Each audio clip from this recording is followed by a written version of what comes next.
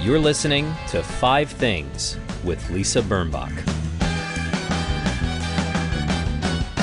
Hi, it's Lisa Birnbach, and last weekend I got to go to the 35th anniversary screening of one of my favorite comedies, This Is Spinal Tap. The Trbeca Film Festival brought director Rob Reiner to the stage to introduce the film, but it was like going to a rock concert because everyone in the audience knew, I think, every word to the movie. It was the first time I'd seen Spinal Tap on a big screen since it first came out, and I was thinking, 35 years ago.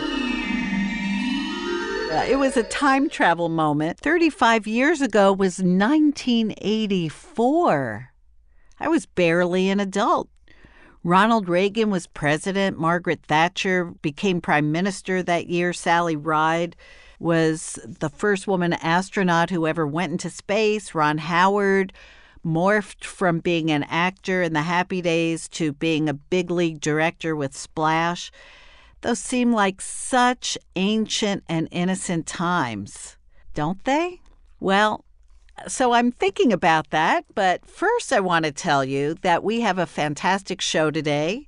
The secret weapon behind the New York Times crossword universe, and it is a universe, and it's very intense universe of communication and people writing to and tweeting at one another, and just more extraordinary than you would know. No, not Will Shortz, who everybody knows, but Deb Amlen, who is the crossword columnist of the New York Times, and Sam Ezersky, who is the associate crossword editor, are both joining us today in the studio, and we're going to find out why raffia has never made it into the spelling bee, among other things. But first, let me tell you my 5 things that made this week better. Number 1, numero uno. Besides seeing a favorite and still funny movie, which is Spinal Tap, it was really cool that the 3 stars of Spinal Tap, Michael McKean, Christopher Guest, and Harry Shearer, actually performed some of their heavy metal hits, but they played them as 70-year-old men in sport coats because they didn't put on their wigs and their Lycra leggings, and there was still great charm to it. The concert after the movie, and it was great. They pulled out of the audience one Elvis Costello, who sang the Spinal Tap song, Give Me Some Money, in this really robust punk way. It was hilarious. Number 2, long walks over the weekend. It's nice sometimes to walk around with no goal in particular, just to walk. And it also helps clear the mind, and it helps you think. It definitely is a form of creative, it incubates the walking, the rhythmic walking helps me think about things that I need to do or write. Number 3, I gave my first baby shower, and it was for my daughter-in-law, a term I'm still getting used to. Wait, does that mean I'm going to be... Well, besides that, I made tea sandwiches. We made a fruit salad. I had some of my best friends there, and she had her best friends there. And it is kind of wondrous to me to feel close to this young woman who I didn't know a few years ago. And I really do feel like my family is expanding in a beautiful way. And I like her mom. Number 4. Exhibit B and I discovered a really cool vintage clothing store in Williamsburg, the cool part of Brooklyn. It's called Amarcord, and it wasn't on my list of things to do, and it wasn't a place that I particularly felt like going into, but we walked in, and I felt kind of a joy in being surrounded by a riot of prints and colors from the 60s and 70s. Most of the clothes was flowered or polka dotted. I tried on a dress that I loved, but it was really made of nylon. I just can't do that. I'm not wired that way. But the clothes were great. The man who owns the store is great. I believe there is an online footprint for Amarcord Vintage Clothing. It comes from Europe. He's Italian. He buys clothes only from Italy, and the stuff was great, not ridiculously priced. And my daughter will probably be wearing the coolest op art dress in LA within the next few weeks. And number 5, this is a callback. Who'da thunk it? Robert Mueller! We need you now again, Robert Mueller. We need you again.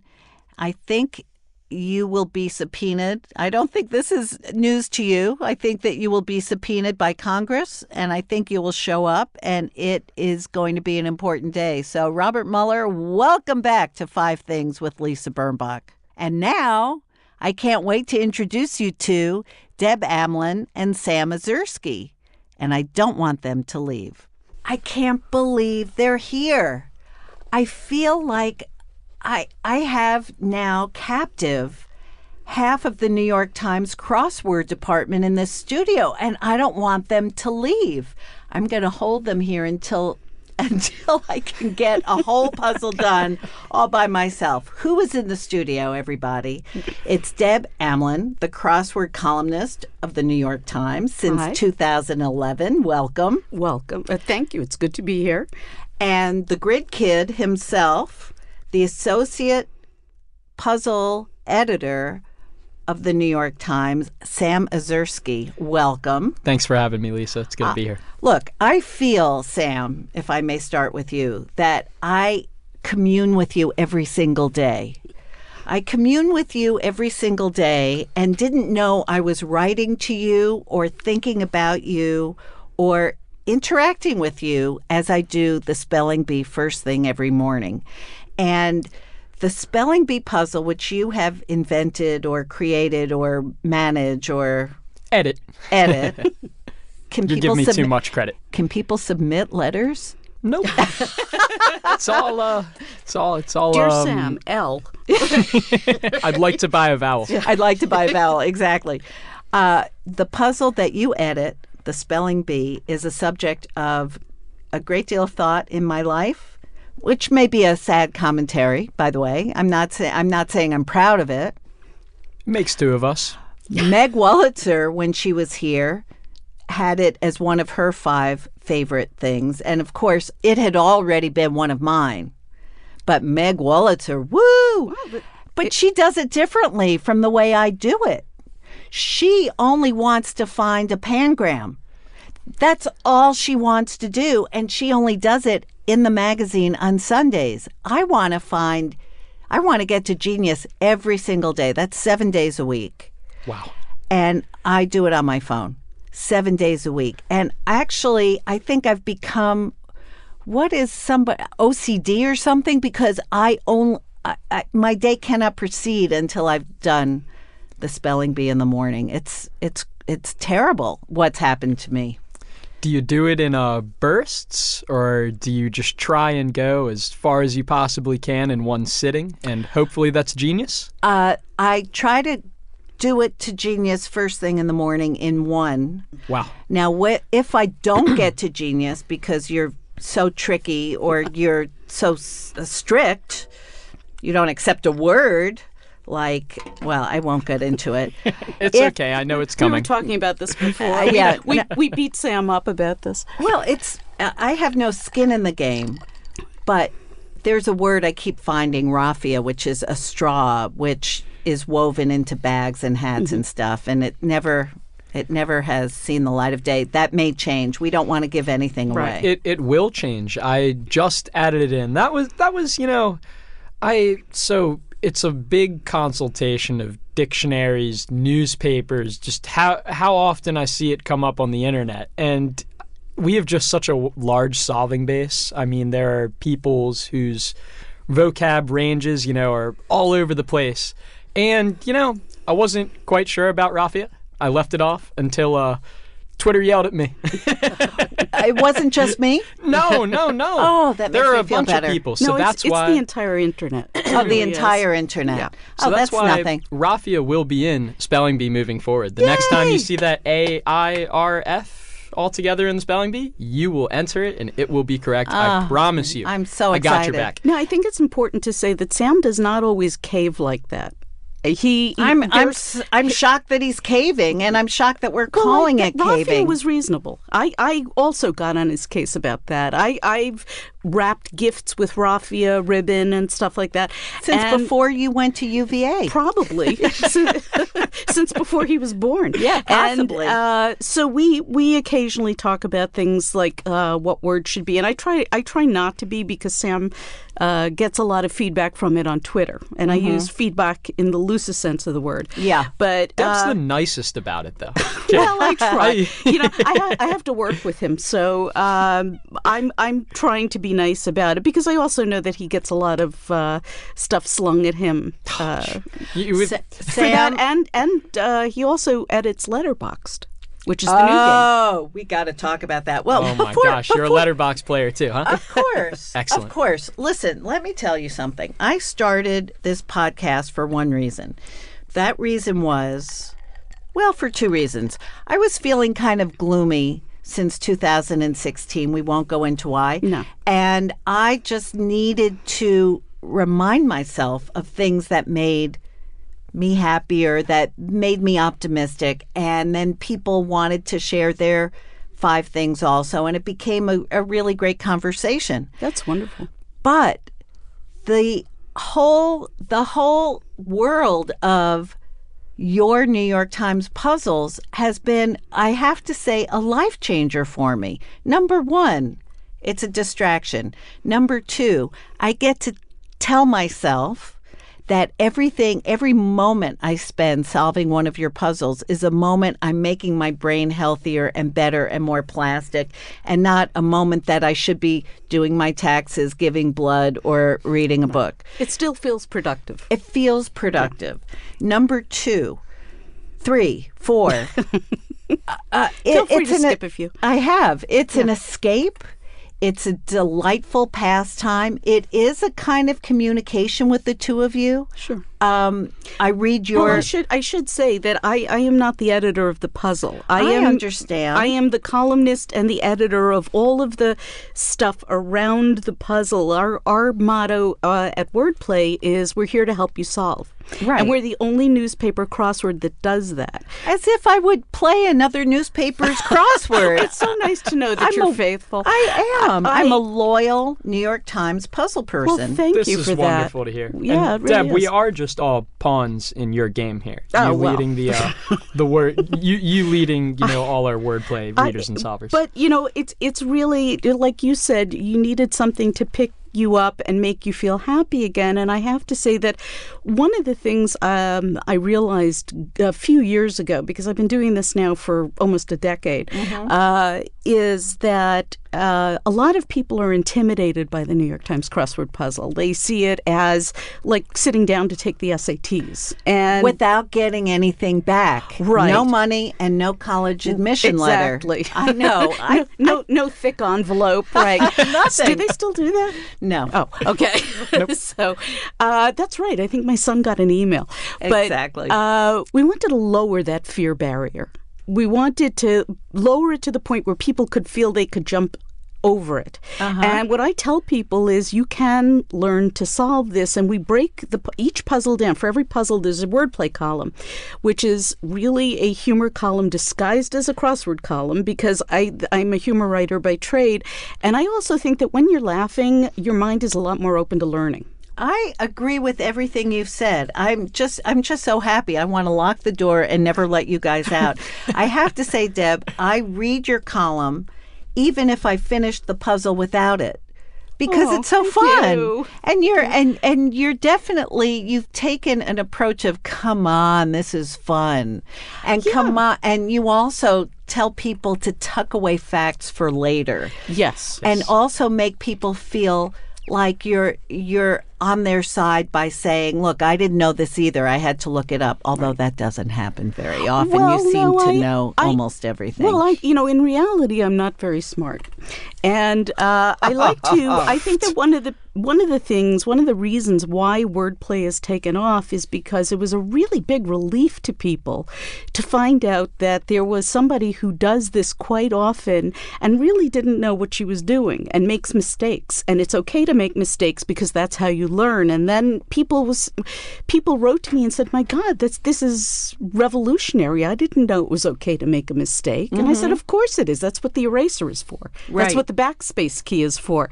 And when people saw that it was not so threatening and that there was a way to do this, because it's really not about what you know. I mean, some of it is general knowledge, but the key to being a good solver is learning to understand what the clues are asking you to do. And that's a whole different language. It takes a while. It does. It takes a while. If something's in quotes, you figure out it's a verbal expression. If something's got a question mark, it's a thorny thing that you're going to have to... Some tricky wordplay. Tricky wordplay. Don't take it at face value. Not at all. Exactly. Now, what people will be very interested in knowing is that you, Sam, got your first puzzle published when you were 14?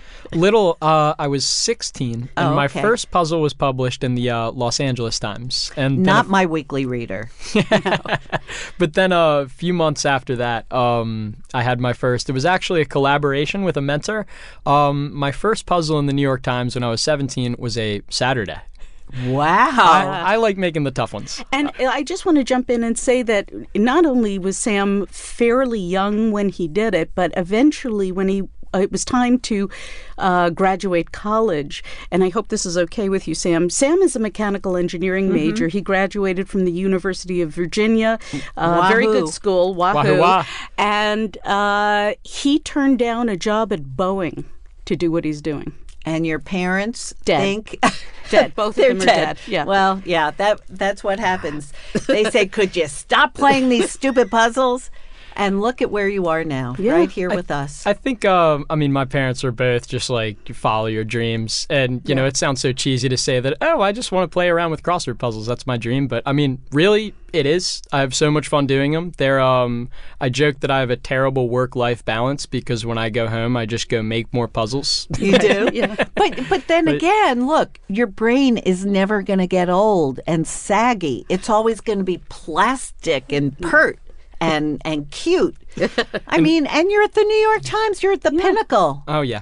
I think that's that's a prevailing thought with the editorial staff on the puzzles between Will Shorts, who is the puzzle editor, and Joel Fagliano, who writes the minis and is the digital puzzles editor, and Sam and I, that we all can't believe we get paid to do this. We're having a ton of fun. We really are. And I think that hopefully that comes through in the puzzles and in the wordplay column. Yep. Oh, it does. It does. It does. Now, Chip Kidd, who is a friend and who is on the show, he also talked about the crossword puzzle as one of his 5 best things. That's wonderful. And it's something he did with his late husband. And he will not do Monday or Tuesday because they're too easy for him. Easy. Tell him to solve down clues only. That's the new trend right now. Yeah. Yep. I know. If he wants to be fashionable, down clues only. It's an extra challenge. My mouth I don't is do it hanging either. open. You just do the down clues? There are some solvers. There are some solvers out there that can do a Monday puzzle downs only in 2 minutes or less. Shout out to Crossword Twitter. Yep. Shout out to Crossword Twitter. They're out there. They're ridiculous. That's like people who only play the black keys on their piano. Right. Yeah. Seriously? Blindfolded. Yes. Wow. Okay, I will tell him that. But it's also it's just an extra challenge. But of course, Chip has, as we all do, his routines. Mm-hmm. And we all have our little fetishes around the puzzle. So mine is I have to get to genius on spelling bee in the morning. Right. If I don't, I go back to it in the later part of the day and I get it. Yeah. I get it. I always get it. Now, my boyfriend's brother, who is a veterinarian and not used to words of English, but more animal sounds, he and his wife, another vet, also do it every day. And also, they get to the famous, elusive, mysterious queen bee level. Right, that's an Easter egg. Okay, yes. Don't tell anybody. Right. I'm not telling anybody about it. And the thing that really bugs me, and I'm going to just be very blunt now, I know words, and I sound like the president. I know a lot of good words. I know the best words. I use them in my very work, best. but they're English. They're not whoop. Yeah. And I also speak to people all day using English, not whoop. And yet they tend to do better than I do on the puzzle. And I think it's because there's so many scientific and medical words. Is that possible? That's really interesting because we get a lot of feedback about the fact that there aren't enough. Oh, no, there are plenty. I'm particularly harsh on the, I should clarify the words of the names of animals. Yes. There are a lot of obscure animals that I'm pretty leery on allowing. Right. Like the okapi or... Oh, that one's okay. Okay. I think. What is that? The oribi. The oribi. I nixed that one I'm after. sorry, it's a little insider baseball here. Yeah. Those are some very obscure animals that you'll find in the crossword. Well, that's why Ken Port does so well, and that is annoying. And you heard it here first, Ken. I mean, but it's great that people like Ken and Lori Port can solve this and get to feel like they're better than me every day. Yeah. No, that's good. That's what fine. family's for. That's what family is for. Exactly. So Chip has his routine, which is ink on newsprint, Wow. of course. Okay. He's old school that way, and I love that. And if you ever want to do a puzzle with him, I have If a he'd reason like to. he would. He would. Ooh. Well, he'd like to be a clue. I Oh. said, but before you're a clue, why don't you construct? Yeah. Yeah, and Well, I we would have a like to whole construct. We have a whole series that he can read on how to make a crossword. We ran it last year. Is that how Natasha Lyonne got to do it? Oh, well, that's a totally different story. Was that fangirling? That was it was total fangirling, and you know what? I had an excellent time with her. Natasha. So it seemed. Well, if you're going to have fun, it's definitely going to be with Natasha Lyonne. Will Shorts ran a celebrity crossword series in 2017 to help celebrate the 75th anniversary of the New York Times crossword. It was one of the ways we kind of wahooed through the year. Or wahoo-wad. I perked right up. Yeah. And it's sort of tapered off since then, but if somebody's interested, we'll have them in, depending on whether Will says yes or not. And Natasha tweets at the New York Times Wordplay Twitter account a lot. More than I do, for example? Probably. Probably, or at least she did. And we were following each other. And at one point, I had suggested to Will that maybe Natasha would be good to make a crossword. And he said, well, I'm not really sure. And almost by providence, the next day in the online New York Times, there was a video of Natasha telling Will Shorts jokes. You're kidding. Right. Yep. What kind of pillow does Will Shorts sleep on? A down pillow? Things like that. So I sent it to him. I sent him the link. And That I sounds said, like an "Check this out." audition. Yeah. To me. And he said, well, why don't we have Natasha do a celebrity puzzle? She seems like Funny a how that lovely works. young Yes. woman. Perfect Exactly. candidate. Yeah. And Wow. it really floored me. He offered me the honor of co-constructing it with her because each celebrity constructs with a veteran constructor, and that's actually how I started. Wow. I started as a constructor. So we worked on it over the course of a month or two whenever Natasha was in New York. And it came out on April 2nd. And we had a fabulous time doing it. This was something that really, I've never seen anyone quite so passionate about making a crossword for the New York Times. She was terrific, and she was really, really into it. And then we had her on to do Crosswords Live, which is normally Sam and I live streaming the solving of the Thursday crossword. But this time, Natasha asked us, can I do live with you? And I said, sure, come on in. So we did our puzzle one Thursday, and this is where the singing came in. Oh, wait, your April 2nd was a Thursday? No, it was not. It was a Tuesday, and then she couldn't make it that Thursday, but the following Thursday, I believe, we, instead of doing that day's puzzle, we did our puzzle, and nobody's ever really been able to get me to sing on Crosswords Live, but Natasha did. What did you sing? Oh gosh, we did the finishing jingle. Da, da, da, da, da, da, da. Right. So we're singing on here too. Yeah, absolutely. Don't get me started. Natasha has really changed my life. I'll sing anywhere now, but we had a great time, and she has a huge and very passionate fan base. So that was just, it was good for. They were very happy about for the it. times. We did. We plugged Russian Doll. We plugged Orange is the New Black. We did. Everybody left happy. And P.S. Yes, because Deb's not going to say it. It was a fantastic puzzle. Oh, thank you. I remember that puzzle. There was a polar quote.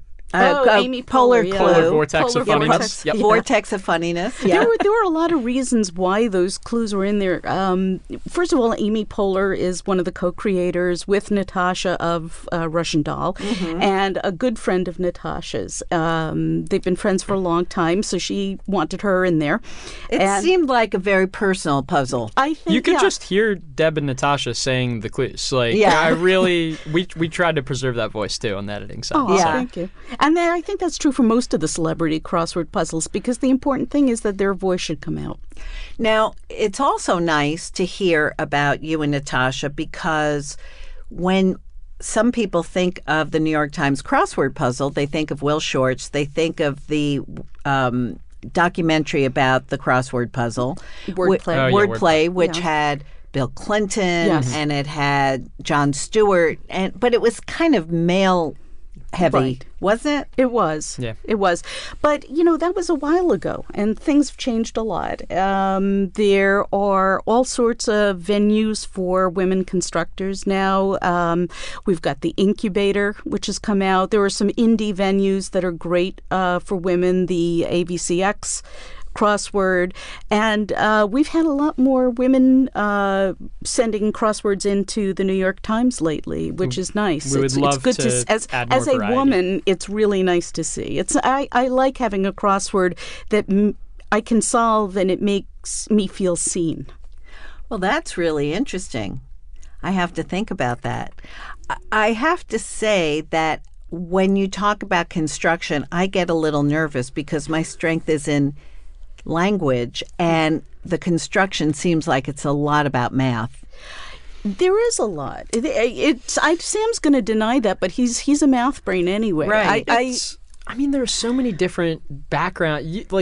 You can see it being sort of math dominant, like maybe for a Saturday, which is so few words, and it's all about, optimizing how much cool, snazzy fill you can get in one corner of the grid. At least that's why I enjoy making themeless puzzles, because they feel like little engineering projects. But, I mean, I feel like there's such a...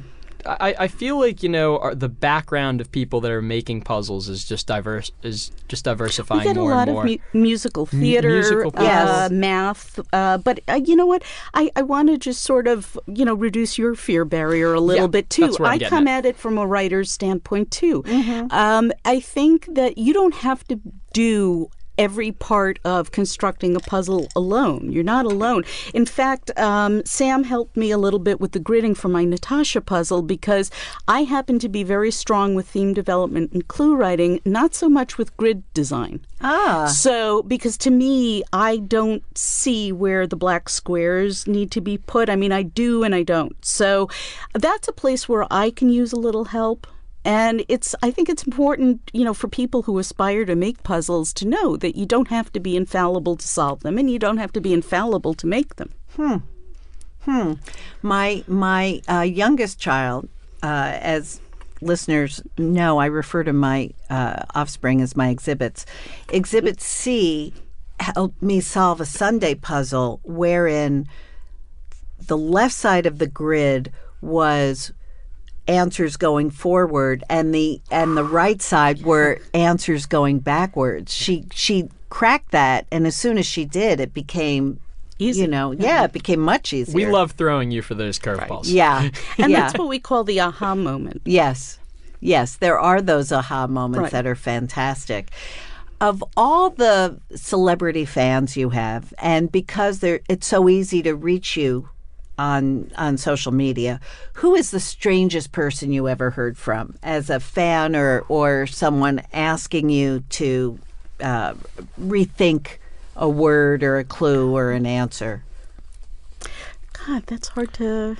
You own the Wordplay account. You would know better than... yeah, I'm the voice behind the Wordplay account, but we don't... when I hear from celebrities, I don't really hear them asking to rethink a word. I mean, we do get feedback on, what was this word doing in the puzzle, and I don't think this clue is quite correct. Generally, that's not just from the celebrities. Jerky people. Nitpicky, jerky people. It's okay to have an opinion, as I say on the column. It's not okay to be rude. And it's, I have made mistakes in the column, and I have, there have been on the rare occasion mistakes in the puzzle, and we clean them up as best we can. Yeah. When people tweet at me, it's generally in very good spirits because they know that I'll answer them, and I give out gold medals. If so, that gold medal emoji on your phone. Yes. If somebody tweets at me, that must be your most used thing. I think it is. I've dug sort of a divot on my phone with that one. Hey, the B is very far up there for me now, and too. The B, right. When people have started tweeting their times and whether they have streaks at me, and they're so proud of it, and they say, where's my gold medal? So I will tweet back and give them some words of encouragement, like "way to go" and a gold medal. Eleemosynary. That's a word of encouragement. There you go. It's a word. Yeah. I've had, I think, Mark Harris tweet at me a few times about some of why isn't a cloaca in the spelling bee? That was one I added in. What is a cloaca? That is some sort of a chicken's neck or something, or something that they use to chew? It's some anatomy term that humans don't. It's some part of the body that humans don't have. I think it's in birds and frogs. It's some a chicken opening. part. Wow. Yeah. But a lot of people knew cloaca, so yes, I added that one. This is not about I follow Mark on Twitter. Yeah. He's good on Twitter. So he really is. Amen. Yeah. We have sort of a Los Angeles solving contingent that's made up of Megan Amram, who is a co-producer of The Good Place, and she also did a puzzle for you. Yeah, she did with David Kwong, who is another man, and then Ryan Johnson from Star Wars, and who else? Craig Mazin, who directed Chernobyl. Shannon Woodward from Westworld. Yeah, and they all are sort of this Hollywood They just crossword tweeted solving. each other. Yeah, and sometimes they'll include wordplay in it, and they're very, very funny. I get a kick out of. I'd love their to be in a room with tweets. all of them together. Oh yeah, absolutely. Megan Solving a Amram crossword is ideally. hilarious. She really is. She's so talented. So in other words, there are people probably who do the puzzles, letterboxed or spelling bee or a classic crossword, who just do them and go on with their life. There are other people like me and like you guys who feel it's personal and they want a relationship. Or they want you to know that they're doing well, or they want to show off their time, or something like that. Well, I think also, and this is something that really amazed me. Getting an acknowledgement from the New York Times is really big for some people. The New York Times is a big deal. I guess so. I don't know. I just sort of, they gave me this Twitter account, and I just sort of, put down my brain farts and make fun of Sam a lot. Yep. And, makes for good commentary. I give out gold medals, and that's pretty much what I've been doing, and people have really responded to it. It's something that I enjoy, and it's good to build relationships with people. I think it makes them see the crossword as something more than just a two-dimensional puzzle on a page. Mm-hmm. And we love our solvers. Yes, I mean, that's what it really comes down to here. I hope that's evident through Twitter. And through Crosswords Live. And Crosswords Live. Yeah. Well, I do want to say that the pleasure of working on one of your puzzles, not only a diversion, but that connection to you guys, the sense of fun that is pervasive. I have to ask you, this is so basic, I think, but in brackets you use the word or acronym TIL. Oh, Today yeah. I learned. Yes. Yeah.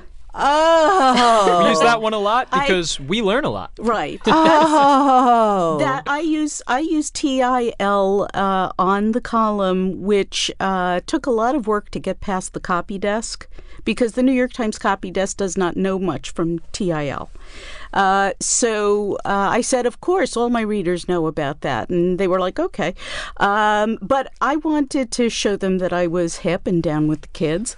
So when I didn't know something, I wanted to explain it to other solvers who might not know about it, I started writing TIL. Today I learned that, this fact. And that made my day. You go Today home I and say learned, that today to I your learned. exhibits. Yeah, Yeah, you they're go. going to be Today very TIL. impressed. Yes. AF. Okay, we're so silly. We are. But one of the things I just want to first of all say thank you for coming in. It's our course. pleasure. Thanks for Real having treat. us. I just want to feel that you cared about me as much as I cared about you. course, Is that of okay to course. beg for that? No, It's you don't have to beg. pitiful. We actually like 5 things very much. Oh, so thank you. I think it's a very positive thing that you do, and I think any good feelings you put out into the world, hopefully come back tenfold. Thank It goes hand in hand with what Wordplay does with wellness. I think this is just so great in that regard too. I just think we're all here looking out for people. It's We're just a way to looking feel at- good. Exactly. Kumbaya. Woo. And I do want to remind our listeners that, Sam, you are just, 2 years out of college? 2 years out of college. Oh, man. It's so extraordinary. You're living the dream. I do notice a lot of constructors are currently in school. You have someone from Hopkins who wrote a puzzle, and I mean, it's really the barrier to entry is not about age and fanciness. It's about You don't it's need to know about- your obscure It's trivia. about passion and about desire. Now, I'm going to make you fall out of your chair. Okay. Guess how old the youngest ever contributor to the New York Times was? To the whole paper? No, or no, to the puzzle? I'm sorry, to the puzzle. Youngest. It had to have been Sam. Well, it's I'm close, so but- glad you brought me up because I was just going to piggyback on that. I think so. My first puzzle was published 17 years, 1 month old, and But I who's am counting? I believe, 18th youngest constructor ever Right. for the Times. The youngest Make the constructor, list, but nowhere close to the top. Currently the youngest constructor ever to contribute and have a Have it puzzle run published. in the New York Times was 13 years old. Oh, man. I know. What a loser I wasn't am doing I. that when I was 13. Might I add, I. we have more puzzles from him in our files right now. So Wow. he's churning them out too. Well, I think and It's that's impressive. That I is want to impressive. give kudos to Will Shorts for doing that. I think that he's probably solely responsible for making puzzles something that is on the radar of people of all ages. Well, it's great. And I love that my daughter and I do them together, and I love the rituals around it. And one of these days, I'm going to hit Queen Bee. There you go. And I'm then rooting I will for you, okay? And Yeah, I will I am, I tweet. promise. I will tweet you when that happens. And we will send you a gold medal. Okay, fantastic. And a bee emoji. Yes. And a bee emoji. with the crown. So in the meantime, I'd like to ask you for your 5 things. And I've never had 2 people with their 5 things before. So I think what we should do is alternate. Okay. Okay. So Deb, since you've been at the Times since 2011. And I've been waiting for this. And you've been waiting so long. I think your list should go first, and then we'll do Sam's. Yeah, you do one, then Okay. Sam does one. And Well, top of the list has to be my family. They do make my life better. I have 2 children who are both adults now, and ever since they were born, I have always said that they were my best teachers. I learned how, there was so much I didn't know before I had children. They taught me how to be creative. spontaneously creative, just sit down and make something kind of creative. They help me program my DVR, which is very useful. That's a reason to have kids. Exactly. And I'm also engaged to a wonderful man, and he makes me smile and laugh every day and is single-handedly renovating my house. He sounds like a winner. He is. I'm keeping him. Okay. Number one for you, Sam. I mean, Deb, I'm right up there with you. I say, just my entire support system to get me in this, spot I'm just grateful for where I am now. I mean, my family, we were talking about, what were my mom and dad thinking when I decided to take this job at the Times rather than go work in my engineering field. Just really supportive through everything, encourage me to do what I love. I've got 3 younger siblings that are just all rooting for me.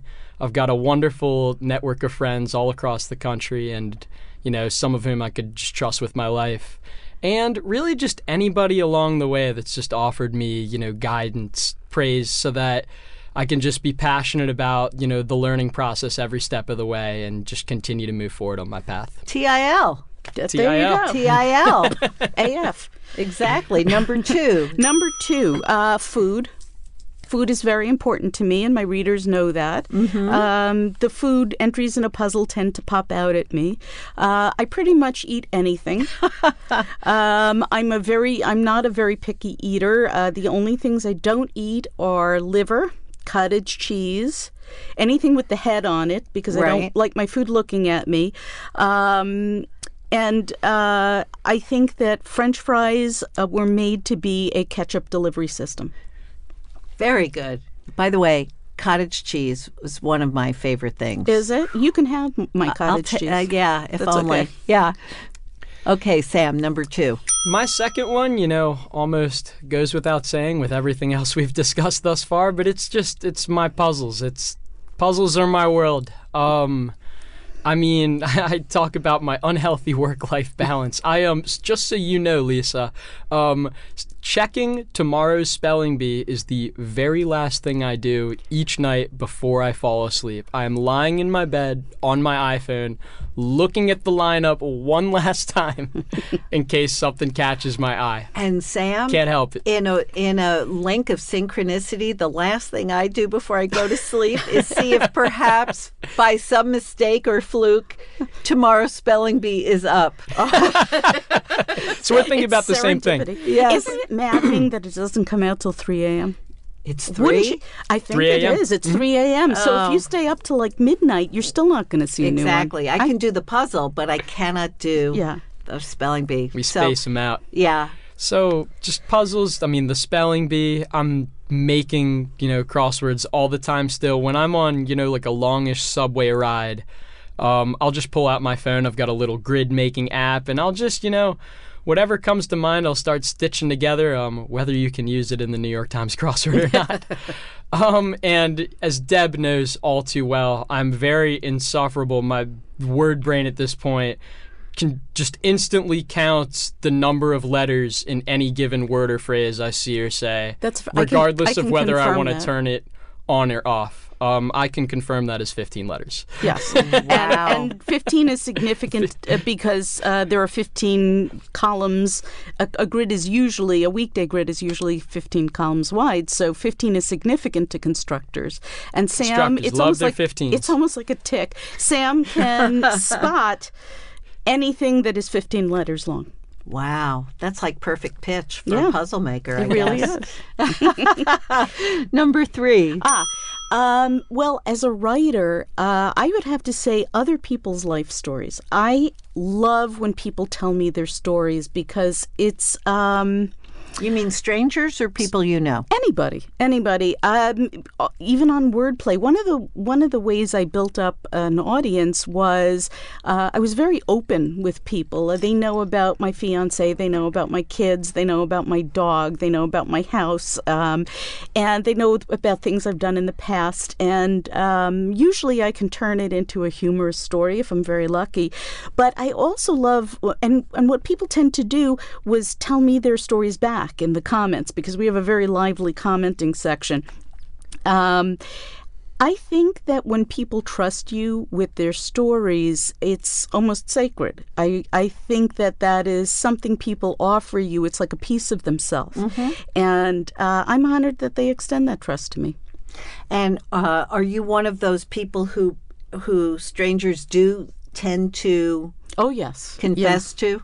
I think I have a friendly face. Yeah. But they, there's people will come up to me and we'll talk about crossword puzzles, and they'll tell me about the time they were solving with their grandmother, and it was such a wonderful memory. You talked about solving with your kids, and that's a very common thing, by the way, is people pick up solving from somebody in their life that they loved.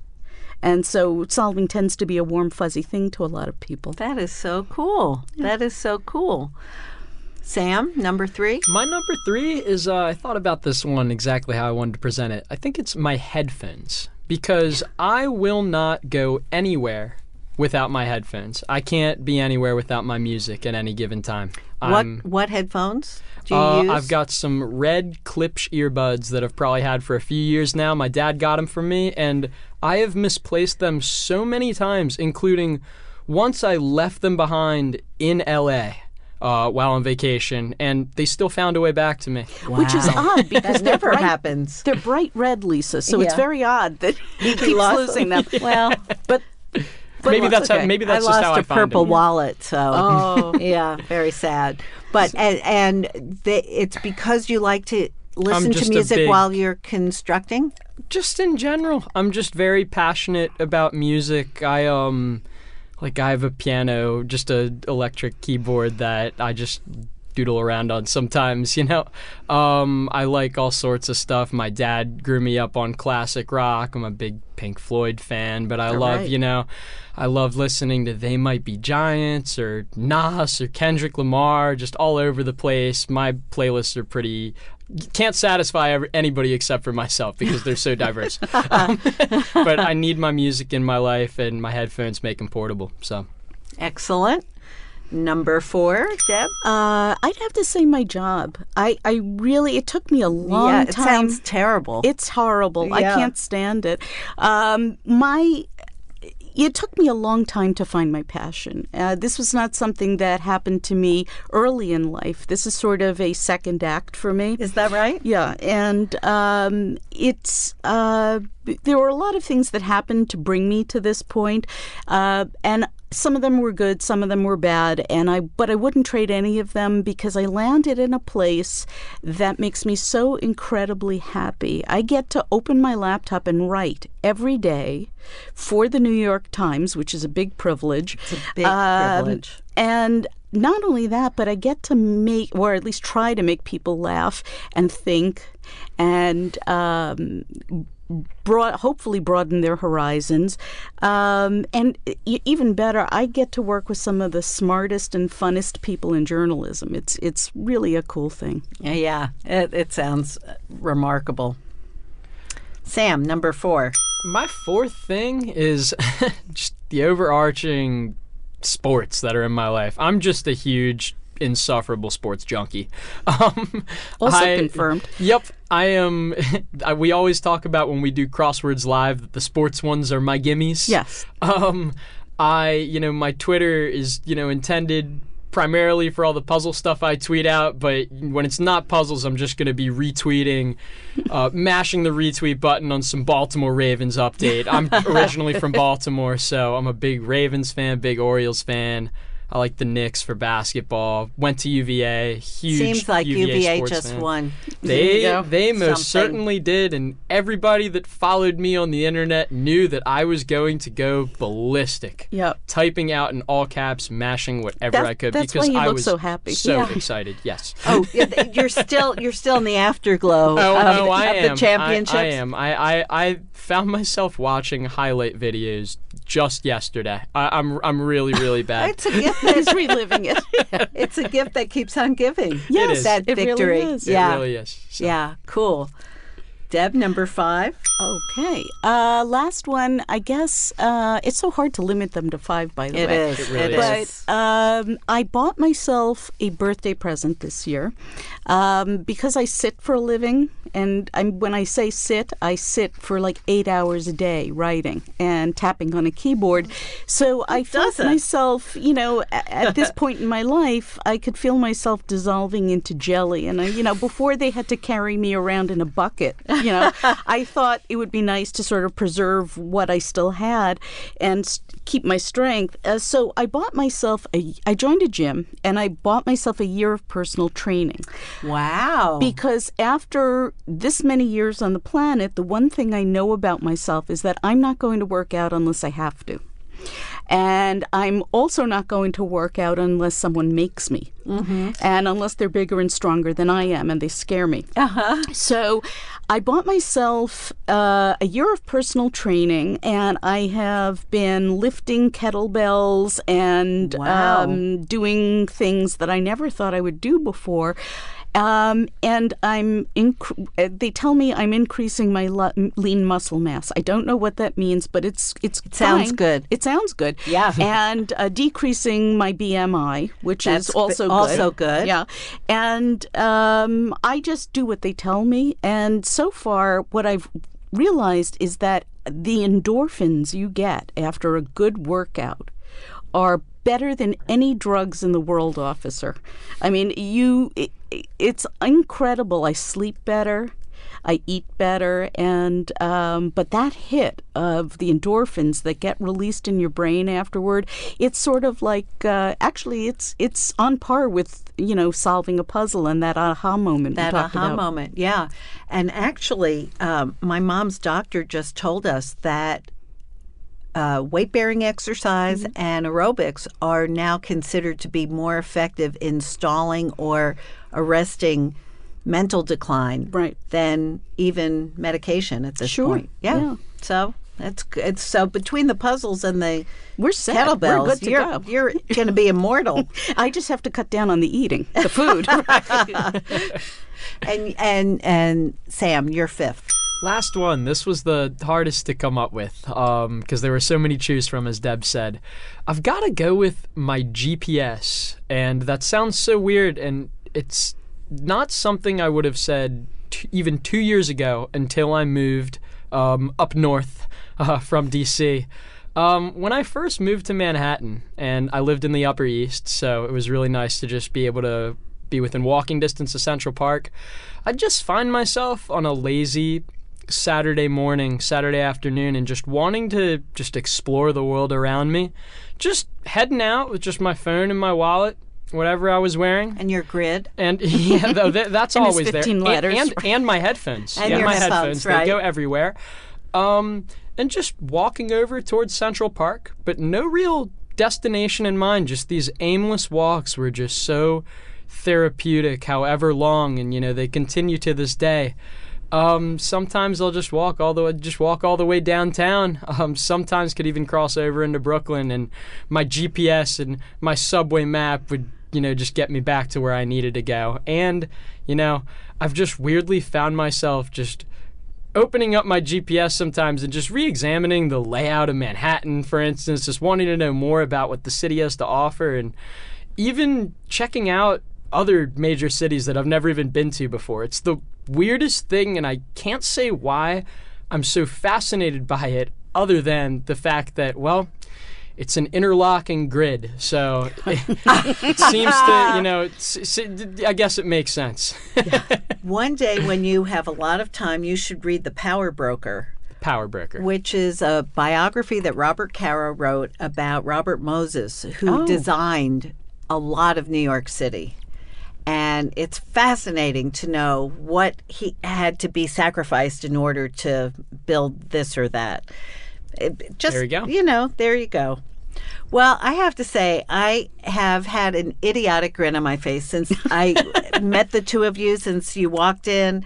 And I have enjoyed every minute of this conversation. So have we. Thank you so much. And I want to remind everybody listening that this has been 5 Things That Make Life Better with Lisa Birnbach. My guests this week have been New York Times Wordplay columnist Deb Amlen and Associate Puzzles editor Sam Ezersky.